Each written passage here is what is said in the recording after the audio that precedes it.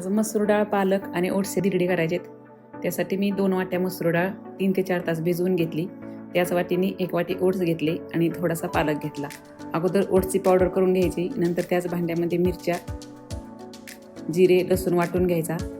नंतर त्यामध्येच मसूर डाळ, थोडासा पालक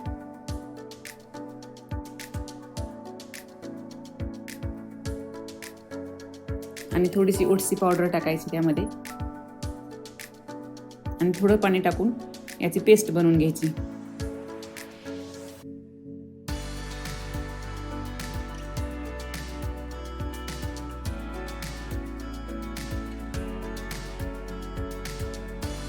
उरलेलं सगळंच आपल्याला अशा प्रकारे वाटून घ्यायचं. नंतर त्यामध्ये चवीनुसार मीठ टाकायचं आणि त्याच वाटीने 1 वाटी रवा टाकायचा.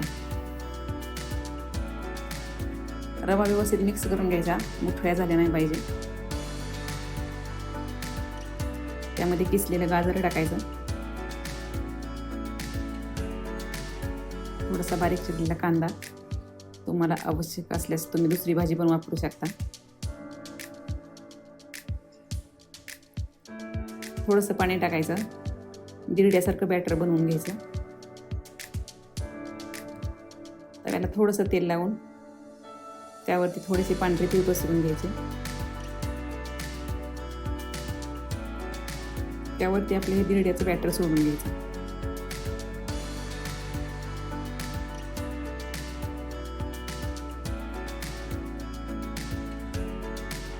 बॅटर व्यवस्थित पसरून झाल्यावरती वरच्या बाजूने पण आपल्याला थोडेसे तीळ पसरून घ्यायचे.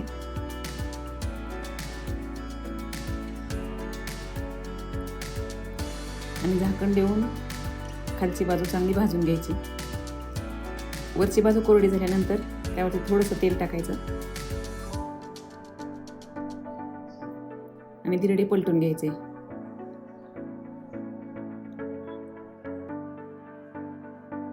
पलटून झाल्यावर खालची बाजू मस्त आपली भाजून घ्यायची.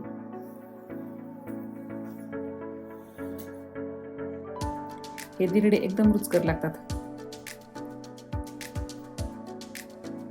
मस्त आपले असे पालक आणि मसूर डाळीचे धिरडे तयार आहेत. हे धिरडे तुम्ही दह्यासंग किंवा टोमॅटो चटणी संग खाऊ शकता. आवडल्यास नक्की करून पहा.